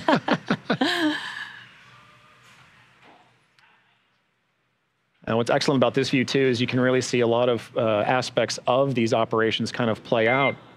Dragon SpaceX, comm check. Loud and clear, SpaceX. Copy. Copy. We have you the same. We are transmitting through Shannon recovery vessel now, and with this, I'm going to try and set up the quick PMC with flight surgeon. Okay, standing by.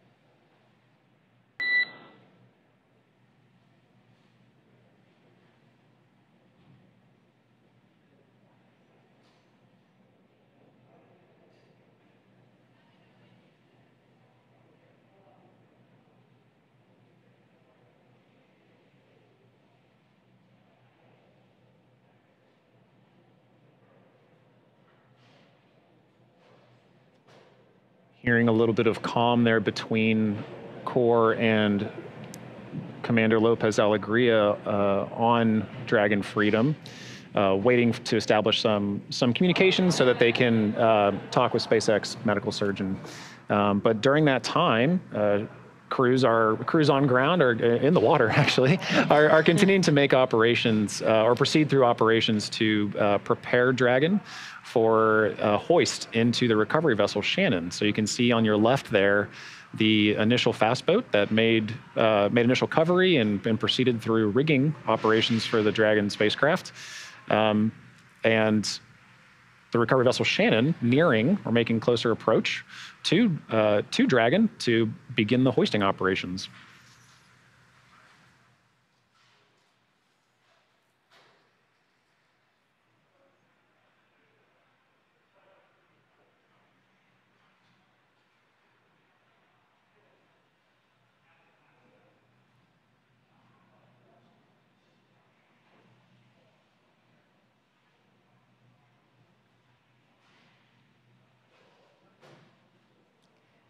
There you can see, as John mentioned, the recovery vessel is now beginning to pull the Dragon capsule towards it.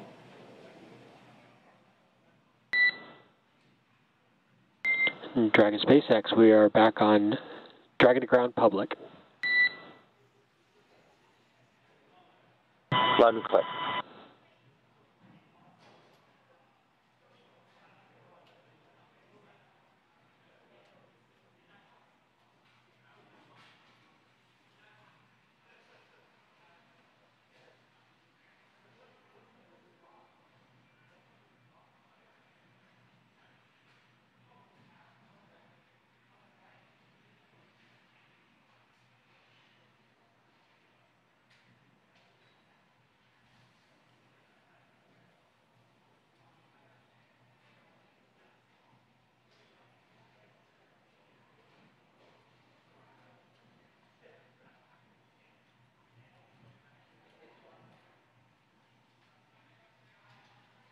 I think what's amazing about this shot, Jesse, is it looks like it's all so simple. And the care and precision that has to go into this operation from all of the teams that you see, that you can't even see in this shot, that are supporting this type of operation, is amazing. To allow for that hydraulic lift now to come down and begin this hoisting operation. All of this was a very tightly choreographed dance to get us to this point, and it's really exciting to see us getting here to where we're about to hoist Dragon into the nest. Yeah, exactly. It may look easy, but it is, a lot of training, a lot of effort, a lot of planning goes into these operations.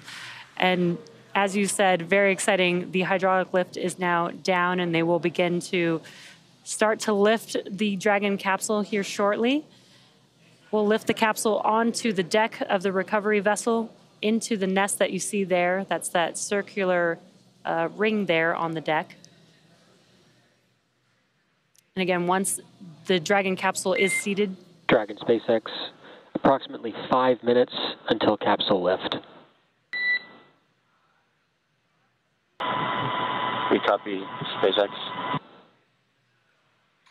Good update there, just about 5 minutes away from lift. Again, once the capsule is in that nest on the deck, that nest will actually slide forward to put Dragon next to a platform that will make it much easier for the crew to egress the Dragon capsule. Right, and once they egress, they'll be greeted by SpaceX and Axiom medical professionals to just ensure that, hey, we just want to make sure you're doing okay, everything's going all right, do those first initial checks, and then at that point, crew is able to step out and take their first steps too, for the first steps in a number of weeks. Yeah, very, very exciting. Again, very cool that the crew on board this recovery vessel gets to be the first to greet the crew after they've been in space for a few weeks.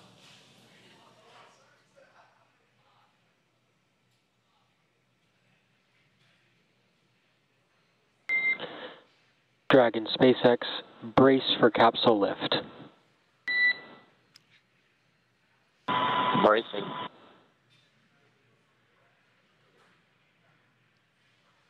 And a nice big jump into the ocean for the recovery crew, completing their rigging operations. And Dragon Freedom being lifted onto recovery vessel Shannon.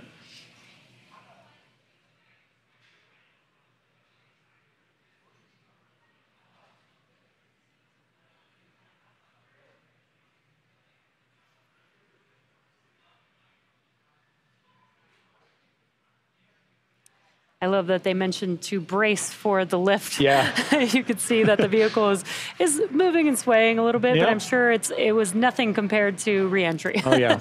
Yeah. Cruise had a lot of dynamic operations associated with today, and this is one of the final ones.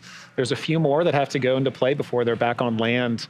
But this moment of getting them finally back out of the water and into this nest situated while they're comfortable is a wonderful moment for the AX3 crew.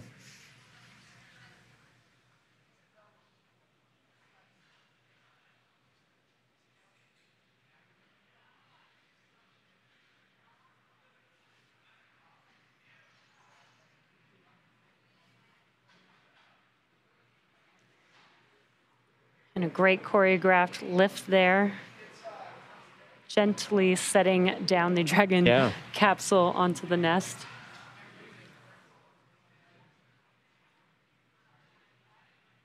It's important for this point too, right after that lift, to kind of orient it just right so that it's ready for that translation maneuver you talked about, while also ensuring that crew is staying in a comfortable, well-oriented position so that egress operations are as smooth as they can be.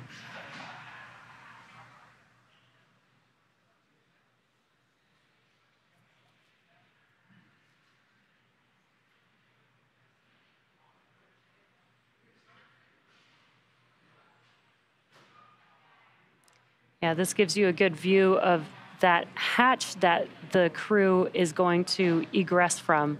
You can see that it's pretty much in the middle of the capsule. So moving it towards the platform, that platform will be just at the bottom of that hatch. And that hatch has been closed since they left Earth. Dragon SpaceX, welcome aboard the recovery vessel. Recovery personnel are completing final checks. Stand by for translation to the egress platform.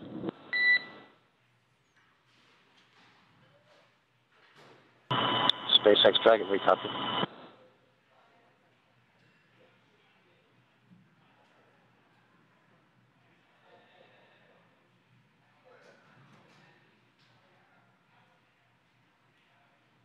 Good calls there between Core and Commander Lopez Alegria to confirm that crew is that we are preparing to press into the egress phase of today's operations. But yeah, Jesse, you mentioned that side hatch that they'll be coming out of hasn't been opened in a number of weeks, and that's because when they're on orbit, right, they're using the hatch that's under that nose cone, the docking hatch, to translate between their vehicle and ISS. So once they close that door on launch day, it doesn't open until today. And I'm sure the crew is very excited for that side hatch to open. Yeah. Oh, yeah.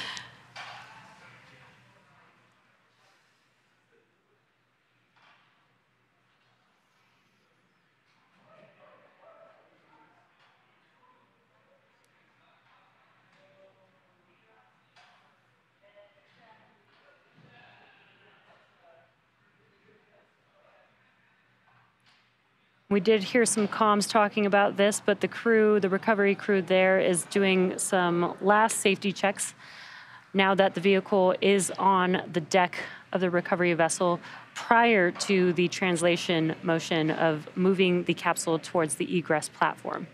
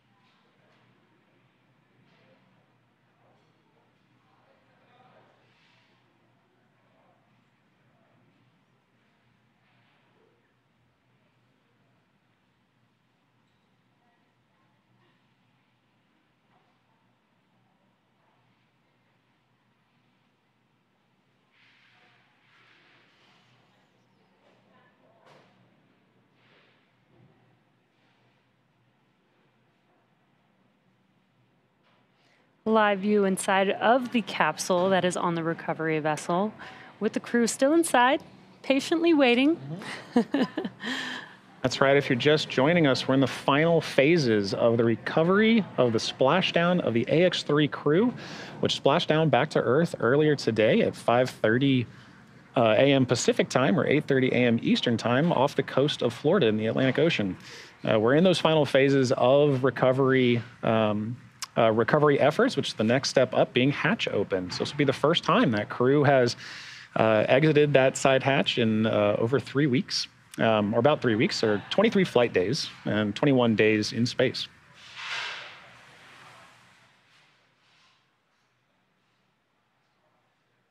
Crew is currently in the Dragon vehicle, but on board the recovery vessel Shannon, as ground crews are still preparing some final tweaks and preparations to translate the vehicle into a position that crew can egress.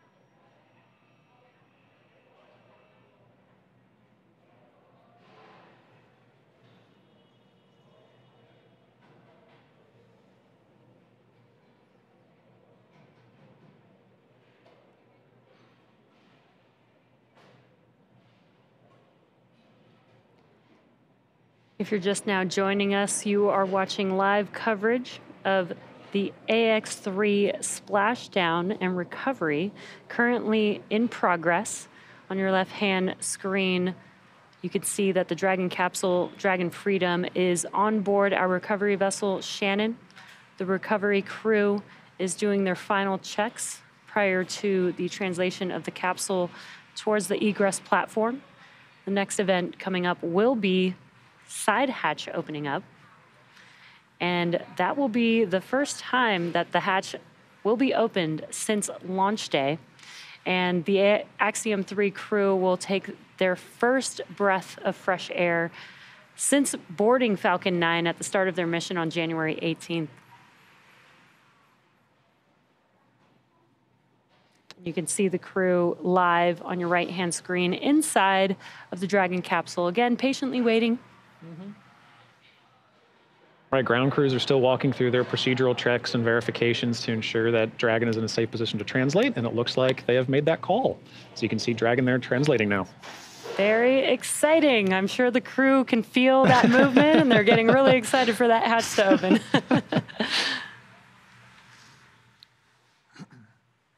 There's that egress platform that we've been mentioning.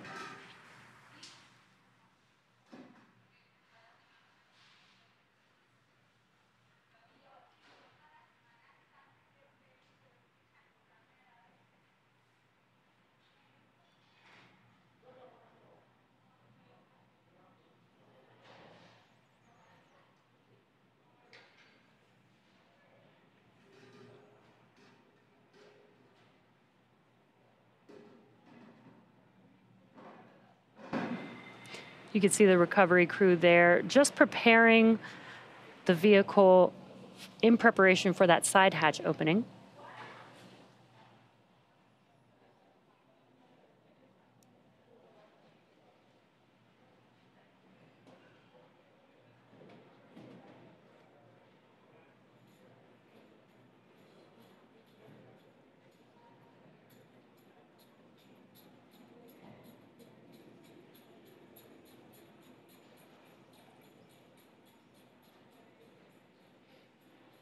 And a good view inside of Dragon.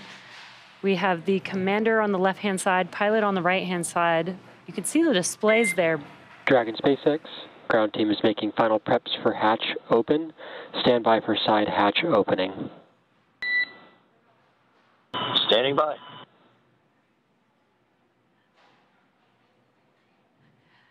And you can see those displays. Right behind that display is the hatch, and that is what the crew is looking at. Mm-hmm. So as soon as that side hatch opens, the crew will be able to see the recovery crew and the medical crew there waiting there for them.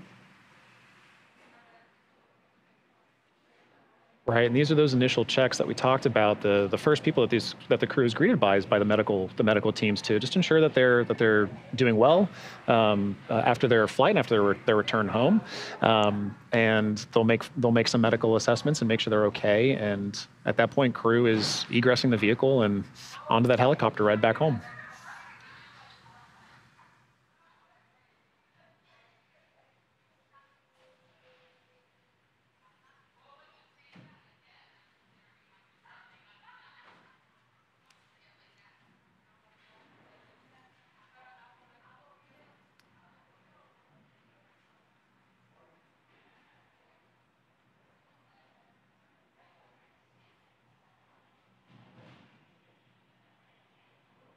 And there is the hatch opening. Welcome home, crew of AX-3.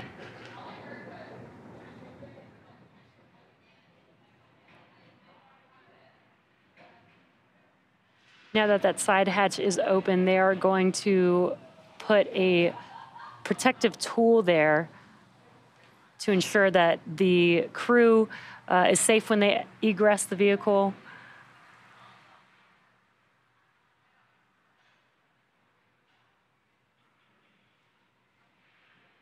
And their first human interaction with someone from Earth in the last 3 weeks.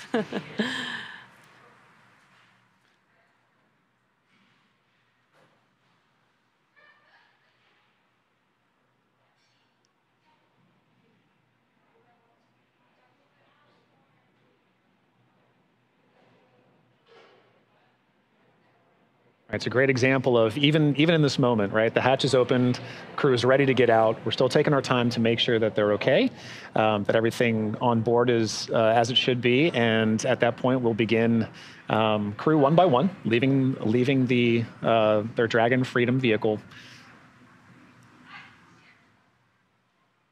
And this again is a standard procedure.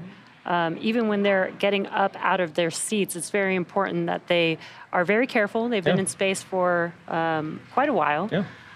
And so the crew there will also, help them if the crew needs help, make sure that they're healthy and safe as they're egressing through that side hatch. Exactly. It can be, a little bit different when you've been in space for a few days. Yeah, experiencing microgravity. So exactly right. That type of assistance, if needed, is there and able to be provided as support.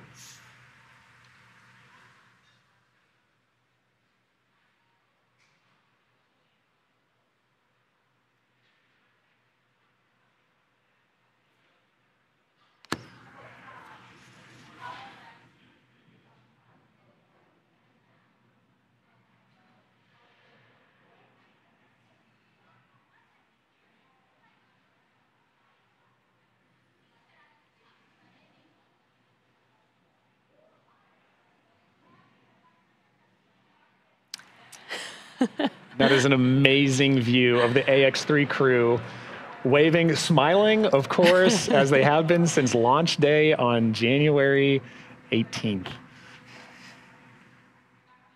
Some great waves. You can see their very excited faces there. That was awesome. That was a wonderful shot. That was a wonderful shot.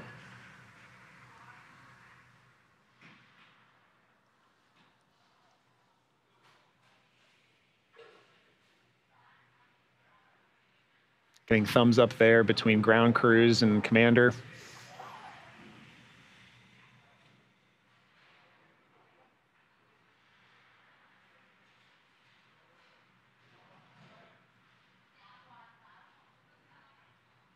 Now, as we mentioned earlier, this is MLA's second trip on the AX on Crew Dragon for an Axiom mission. So he's aware of this process and this procedure. I'm sure he's telling his crew, "Hey guys, we're going to take our time."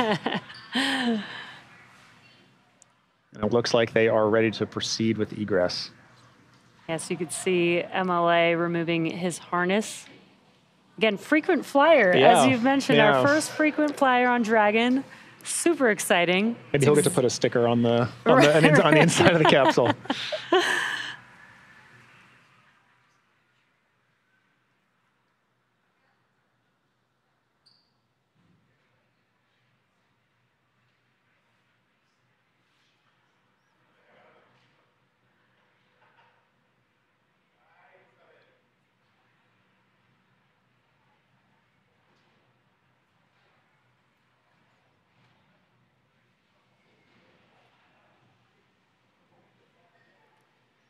And you can see there that they've installed basically a protective tool around the hatch, the side hatch, as well as a little bit of a ramp there so that the crew can safely egress. They are still in their suits and also need to protect the suits themselves. So we will make sure that the suits do not get damaged as they're egressing. You'll see that the recovery crew there will help them exit, may put their hand over their helmet just to make sure that they don't bump their head. And there's a few people there to help them, which is great. Right, and like we mentioned, this is their first moment back on Earth, and in 23 days, gravity is going to be a familiar but reminder of an experience. And so, coming out of this hatch, it's it may seem and look simple, but there are some nuances associated with it, with wearing that suit that you want to protect for, with also protecting for just your mobility coming back from this mission with its mission duration. You certainly want to be aware of their first time back in gravity in a while. So all of those translation aids really help ensure that when they're getting out of the vehicle, they're doing it as safely as possible, but also as comfortably as we can let them.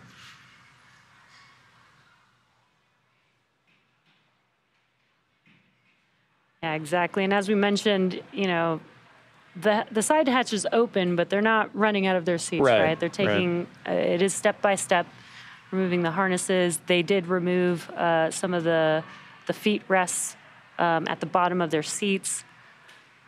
All of these things to make it easier for them to exit the vehicle.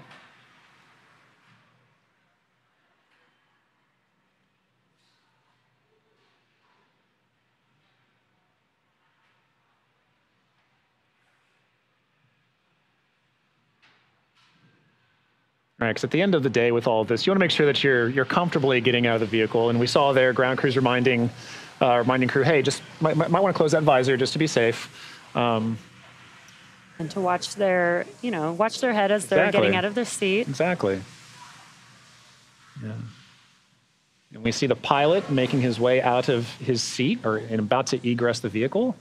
So Walter Villaday will be taking his first steps in 23 days on Earth.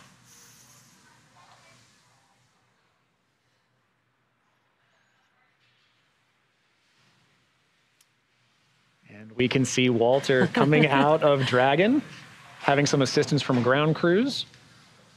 Visor up. Awesome. And I do think I see a smile on that face.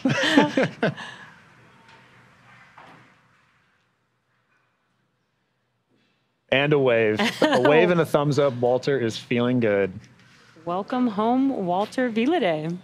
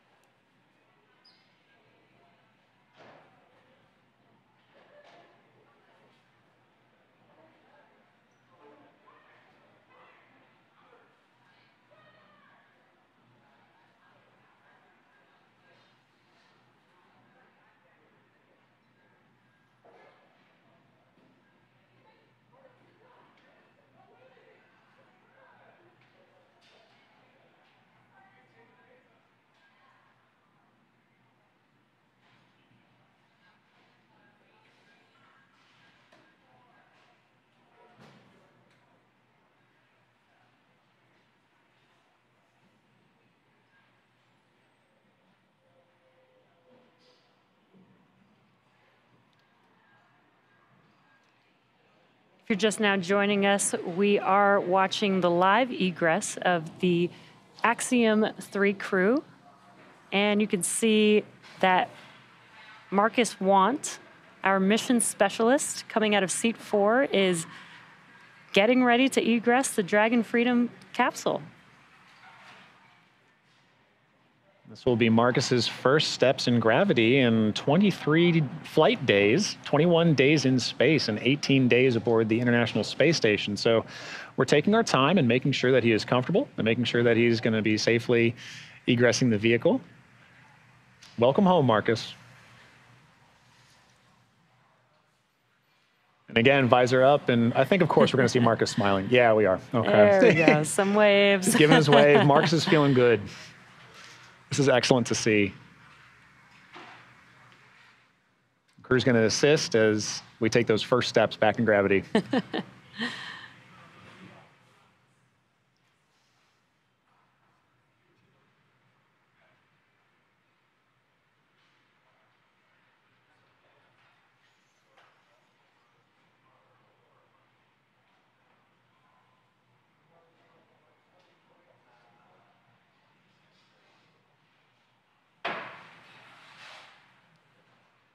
And our third egress of the day, we have Alper Izirace, the first Turkish astronaut to fly to space. Alper is looking good. He's excited. He's excited. He's ecstatic. He's happy to be home. He's giving excellent smiles and a great fist bump there. I love to see that.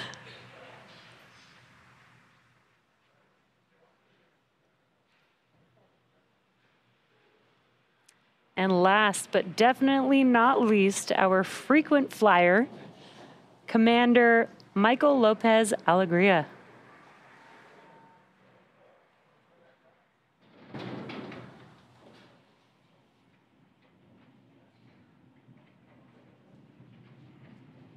And even with that frequent flyer card, MLA is no stranger to this maneuver, but he is also taking his time, and he is looking good.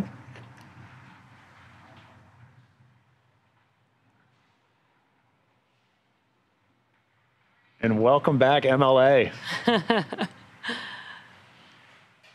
Excellent.